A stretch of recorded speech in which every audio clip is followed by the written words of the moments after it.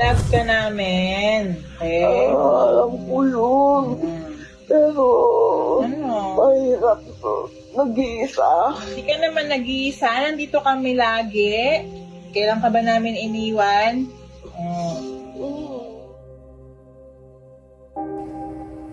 Ilan taon ka na? 36. Oh, ilan taon? Ilan taon? 36 nga. Ay! Higher pa, mas mataas. Ilan? 36. Ay, 36 ka Kasigdad na. lang kita. Na? Magkasigdad lang tayo. Ilan taon na po ba si 36 yata. Oo nga, parehas tayo.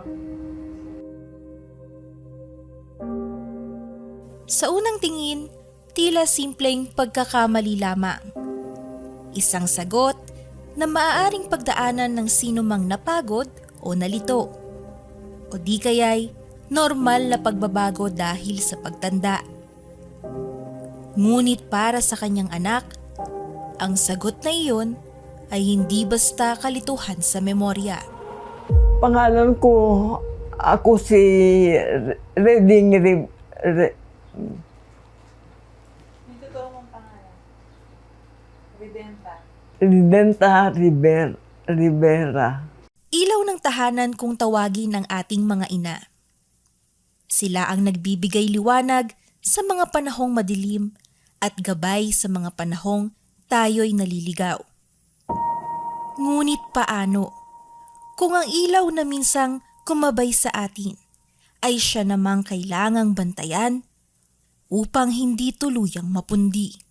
Ako si Angeli Bello Bernel, 35 years of age, taga San Simon, Pampanga. Anak ako ni Nanay Redenta Bello. Si Nanay bilang isang ina is napakaalaga talaga, no? Ganon din kay tatay. Nakita naman namin yun kung paano niya inalagaan kami magkakapatid, no? Bali nag-umpisa kasi na parang naging ganyan si Nanay na nakakalimot nung 2025, last year lang. Nung nag-umpisa nagkasakit si tatay. Pero bago pa totally magkasakit si tatay, is parang napapansin na namin na nakakalimot siya. Tapos may mga ginagawa na siya na parang ang weird ng dating gano'n. Parang naging emotional siya. Yung madalas na siya nagtatanong about sa nanay at tatay niya. Lagi niyang binabanggit yung mga kapatid niya na yan. Hindi na naman niya nakakasama na matagal na. So yun, parang bumalik siya talaga sa age niya na bata pa. Hindi ko rin narinig na magmura yung nanay ko nung okay pa siya. No, lumaki ako, hindi ko siya narinig na magmura. Pero ngayon nagkasakit siya, ngayong ganyan sitwasyon niya, doon ko naririnig yung minsan mumurahin niya talaga ako direkta. Which is ang sakit, di ba? Kasi sabi ko, hindi ka naman ganyan. Sabi ko, tapos parang nagagalit din ako sa kanya. Sabi ko, hindi ganyan. Sabi ko, hindi naman ganyan. Sabi ko, nialagaan ka na namin, tapos ganyan pa yung ginagawa mo sa amin.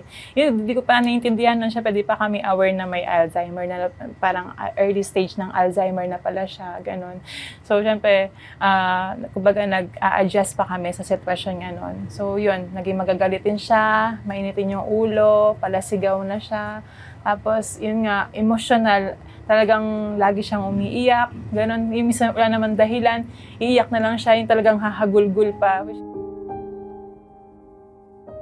Ang mga ganitong senyales ay maaaring kaugnay ng Alzheimer's dementia.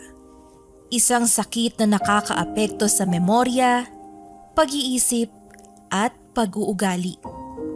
Habang lumalala, maaaring hindi na makilala ng pasyente kahit ang kanilang mga mahal sa buhay. For dementia po kasi, ito po yung tinatawag na umbrella term natin. Yun yung parang more general term sa mga sakit na merong kinalaman sa pagkakalimot, pagbabago ng personalidad, no, pagiging mas agresibo minsan yung iba. Pero umbrella term kasi siya. Under that umbrella of dementia, marami po siyang iba't ibang types. Ang Alzheimer's po ay isa lamang sa mga different types ng dementia. Based sa studies, no, it says here that around 10% ng mga Pilipino na 60 years old and above ang merong dementia. But remember, this data is only collected sa mga talagang napacheck, no? Pero you have to understand that there are still a lot of people na hindi confirmed, na hindi checked, no? Na maaaring meron din. So hindi natin siya nasama sa data. So with that idea in mind, meron tayong possible projection na from that 10% na yun, maaaring umakyat ito further up to 20% at pwedeng umabot ng at least mga 1.5 to 2 million people ang magkaroon or ma-diagnose pa with this illness come 2030. Huwag na natin hintayin na lumala pa siya to the point na nagiging aggressive na sila, nag-iiba na yung personality nila.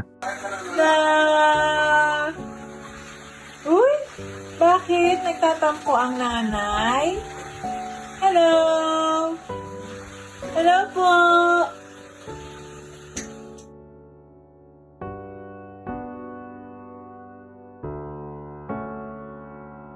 Ayun, syempre kung magkakaroon ng extra budget, no, balak din naman talaga namin na ipa-check up siya. Pero sa ngayon kasi wala pa kaming enough budget para doon dahil nga naggagamot pa rin naman siya.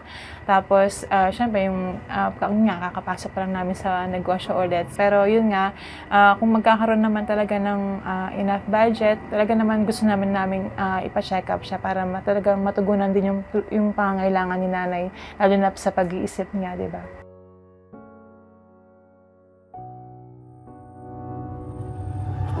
Merong one time, nakaupo lang siya doon, nagme-merienda.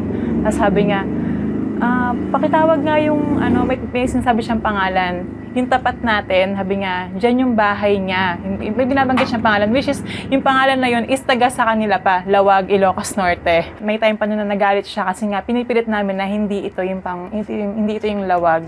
So yun, nagalit siya nun. Doon namin nakita na parang iba na. Pag dumadating sa point na ganun yung sitwasyon niya, syempre masakit sa akin, naiiyak na lang ako. Pero hindi ko pinapakita sa kanya kasi nga, emotional na siya eh. So, hindi ko na dapat ipakita sa kanya. Well, yung pagtalikod ko na lang sa kanya, doon na lang ako parang naiiyak, di ba? Siyempre, nagko-question din ako. Tao lang din ako eh. Nagko-question din ako sa Panginoon. Bakit ganun, di ba? Bakit sa kanya nangyari yun? Or bakit ganun man tong sa ganun, di ba? Na normal naman siya nung nakaraan, ba't ngayon ganyan? So, siyempre, masakit sa akin yun as anak niya. Na syempre nga, siya nga talaga yung ginagawa kong sandalan noon. Kaya ngayon, kung makikita niyo sa mga videos, hanggang ngayon, hinahanap-hanap ko yung gano'n, yung siya pa rin yung sinasandalan ko. Kasi, iba pa rin talaga yung pagmamahal ng nanay. No? Iba pa rin yun. Iba pa rin yung comfort na nabibigay ng mga nanay. Sa bawat araw na lumilipas, hindi lang si nanay ang lumalaban, kundi pati ang buong pamilya. So ako yung naging tagapag-alaga ni nanay. Siyempre, kailangan niya linisan, bubuhatin siya, ganun. So hindi kaya ng isang babae lang yun.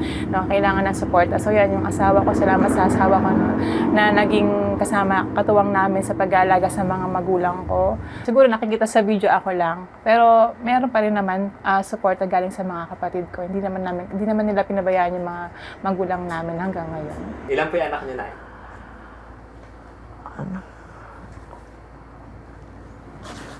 Ilan ba tayo?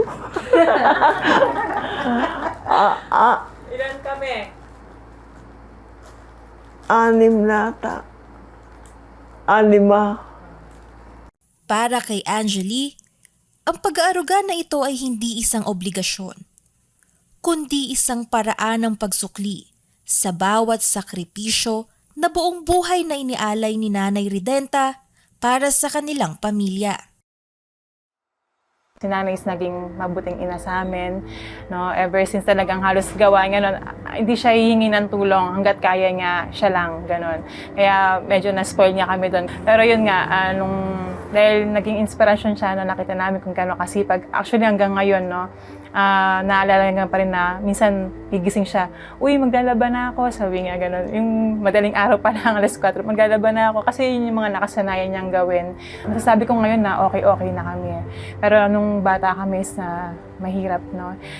Nandiyan yung nangungutang si nanay, no? Pangkain namin, pang-aral namin. Ayun, syempre, namimiss ko, no, kay nanay yung nung before siya magkaganyan, is yung talagang makakasama namin siya na maglalakad.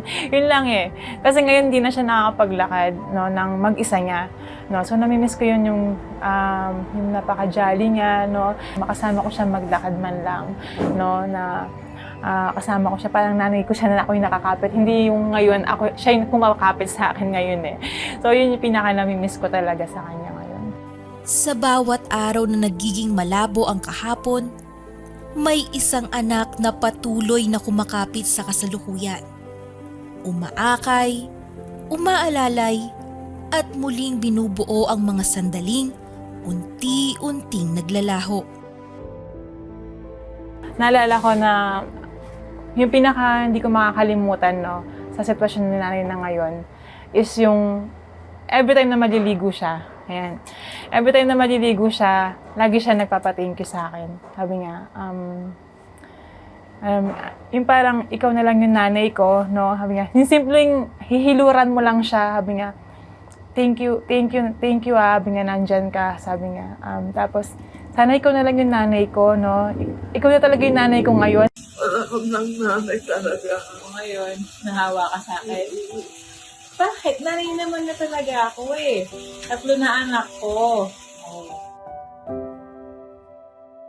Kasi yung parang tratuhin ka ng nanay mo na na ikaw talaga yung inaasahan niya is napakalaking bagay nun sa akin, no? Na pinagpapasalamat ko yun sa Panginoon na naranasan ko yung nabigyan ako ng chance na alagaan yung mga magulang ko.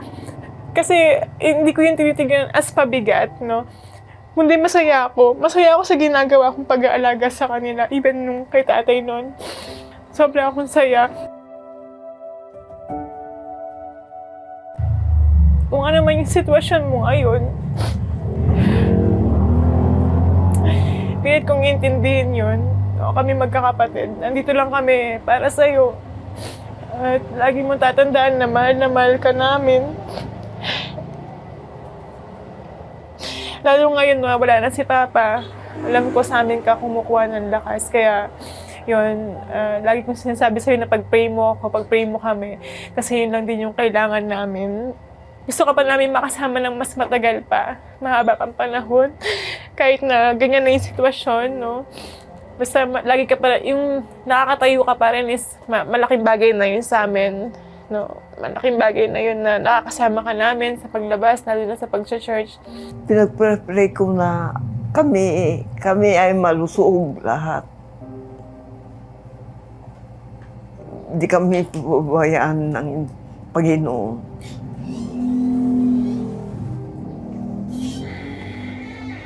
Kaakibat ng bawat dasal ay ang pangako.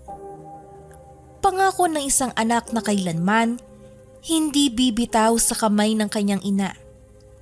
Dahil kahit na dumating ang panahon na ang anak ang siyang umako ng pag-aaruga, hindi nagbabago ang anyo ng pagmamahal ng isang ina.